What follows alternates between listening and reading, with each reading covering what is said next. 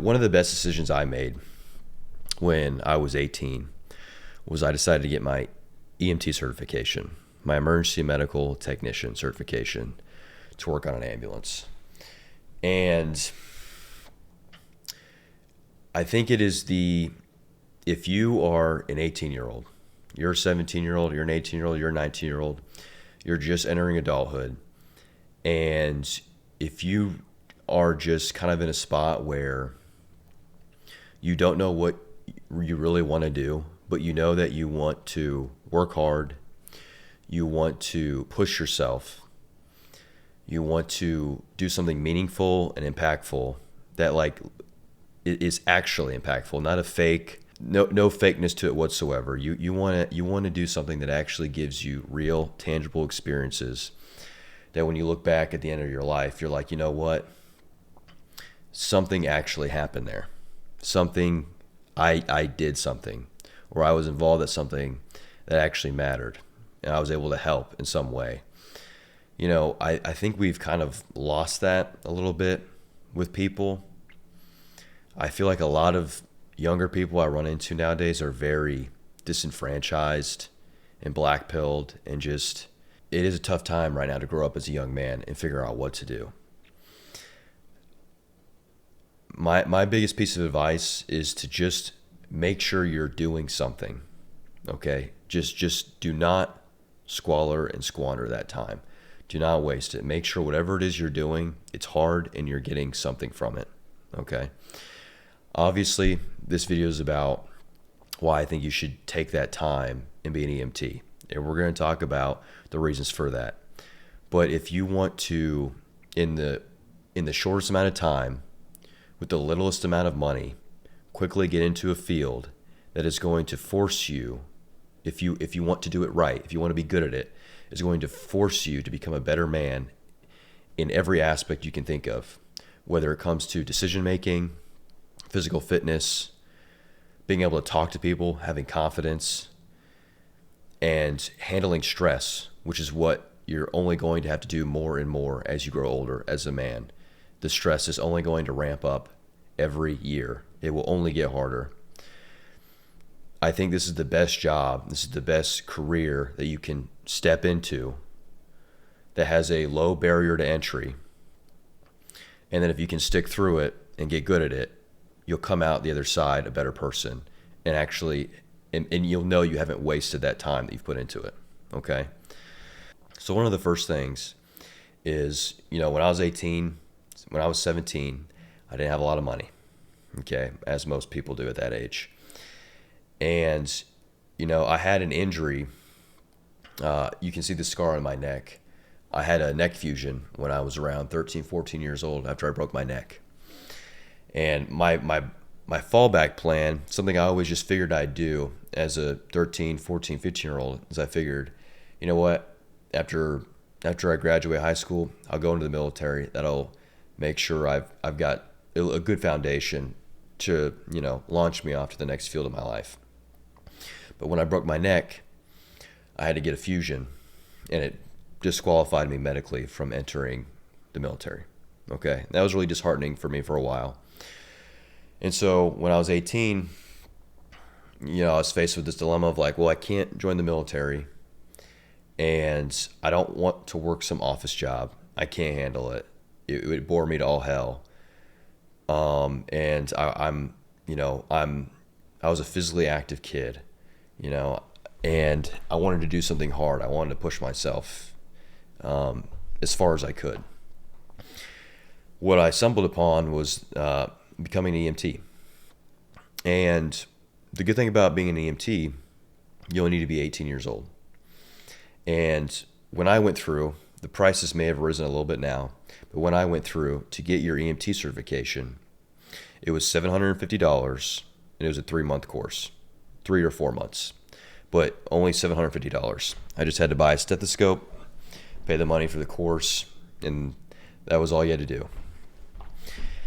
And, I remember learning a lot of really valuable medical information that time. Basics of human physiology, human anatomy, disease pathology, how to deal with traumatic injuries, This is not a course where you become a paramedic or you become a nurse or a doctor. It's much more basic, but it's still very useful information that I have used since leaving the field all the time in my own life, my own personal health, with the health of my loved ones.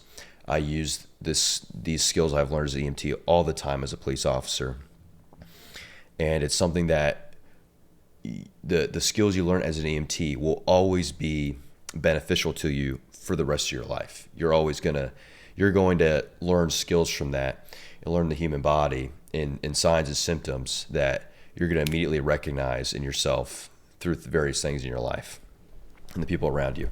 It's just a very good way to get a baseline medical knowledge and understanding health. Now, the good thing about being an EMT is, like I said, it's a low barrier to entry.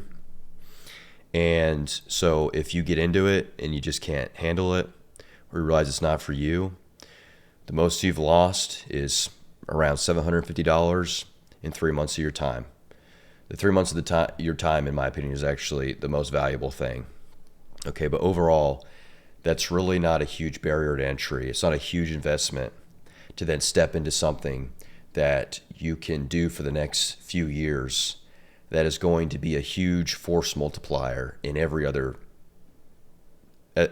skill that you have. A good thing about being an EMT as a young man is it really helps to put things into perspective. Okay? I remember at the time when I was an EMT, that was also how I paid my way and supported myself while going to college. It was the only job that would work for that. Because I was lucky to where I found a job as an EMT where I could work 24-hour shifts. So most of the time, my schedule during that 4-year period was I would work a 24-hour shift on Friday, a 24-hour shift on Sunday, and I would go to school through Monday through Thursday. And honestly, I don't know how else I would have been able to support myself going through school at another job. The pay was not great, but I lived on, I spent as little money as possible. I was, constantly micromanaging my money and my time. And I was able to get it done. Barely, but I was able to get it done. I was able to do both. And there's really not another job I can think of to where I would have been able to get 48 hours of work in a week and then still have the stamina and the time to go to school. Did school end up panning out did the bachelor's degree end up doing a lot for me? No. In the end of it, what I realized is the bachelor's degree, out of all the things I've done in my life, was probably the most useless thing I've done. And the EMT experience, by far, has been it has been well worth my time. But when it comes to putting things in perspective, this is something I feel like a lot of young men need nowadays, and they lack. And I kind of suffered through this a little bit growing up. And not really suffered. It was a good thing. I was always a little bit more mature for my young age. And as a kid, I was always ready to not be a kid. And I was ready to grow up. And I was ready to start working and being an adult. And doing hard things, starting a family, and becoming a man. And the issue is that there's really not a lot of outlets anymore for men to start being men. And it's very easy to get distracted and disenfranchised and to never fully develop in that path of your life. But something that the EMT job allowed me to do is, it was a very unique perspective where, I remember at 18, 19, 20, I would, I'd go to work. I was on a 911 ambulance, and, crazy things would happen. I would see just absolutely horrific things and tragic things happen to people. And sometimes I'd be able to help them, and sometimes it was too late. Sometimes there was nothing you could do. The damage was done. You can't save everybody. Everybody's time eventually comes. But there was also a lot of things where, the intervention of me and the amazing people I worked with, helped ease somebody's physical pain or perhaps prolong their life. And I'm going to give you an example of how this job will just force things into perspective. So I remember, I'll use this scenario, there's many others, but I remember one scenario in particular.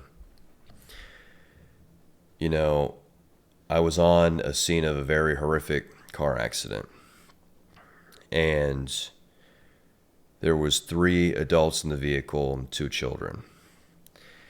And I remember, the 3 adults were killed instantly. One of them was ejected, was laying out dead on the side of a hill. And the other was the father of one of the children. He was in the driver's seat. He was dead on arrival. His brains were exposed. He was completely, he was for sure deceased. And there was another adult in the vehicle. I'm not sure what her relation was, but she was also had passed away on the scene upon impact, and her body was laying on one of the children who was still alive. And the force of her body, he had been ejected and she had been ejected as well, and she was actually dead laying on him, and it had snapped his leg in half. And so he was pinned under his dead relative, and his leg had been snapped. His femur had been broken, and he was crying out in pain. And then his little brother was also still in the vehicle in his car seat with horrible internal injuries. Just a totally tragic situation. It's a very complicated scene. It took a long time to extract them out of the vehicle safely, and they had to get airlifted out of there. And I don't say this just to say some horror story. It's just, you will have instances like that that'll be forced upon you just through the nature of the job. And I remember, I would go to school and I'd hear my peers my age who would be, and it's not on, I'm not putting them down at all. They just didn't have the experiences I had. But, I would hear them complain and bitch about this hard thing that was happening in their life and how it was so hard for them to juggle this little thing in school, and they were all stressed about school and how they were going to pass their exams. And I would never bring this up with them, but in the back of my mind, I just knew. I was like, this is nothing. Things could be so much worse. And, when you go through experiences like that, for the rest of your life, you'll just permanently, every situation you're in, you'll know what is actually serious and what is not. What is actually something that you need to get locked in for, and what is just little bumps along the way you need to, as a man, recognize to just ignore, lock in, move on, and get what you need to get done. Because things could always be so much worse. And I've met a lot of people who, they got into being an EMT and working on an ambulance as something they were just going to do on the side, and they ended up making a career out of it. They ended up becoming paramedics. I know one person I worked with that first was an EMT, then a paramedic, then they went on to medical school, and they became a doctor. And I knew people who became an EMT, and it was just, they realized this isn't for me. This type of line of work is just, I'm not good at it. It's not for me. It's too much. It's not worth it. And there's nothing wrong with that either, because quite frankly, the pay is very low in EMS. It is very difficult. I can't even imagine now. Back when I was an EMT, things were hard, but at least rent was half of what I'm paying now. And pretty much every expense was cheaper in every way. And so it was doable. Now, living on an EMS income, I imagine it's on solely an EMS income, I imagine is very difficult, if not almost impossible. And that is something you need to take into account. But, along the way, even if you just do a couple years in this, you realize it's time to get out like I did. I decided to move on and enter law enforcement because I felt like for me, EMS, I got out of EMS what I wanted. And then I realized it was time to move on to a new challenge.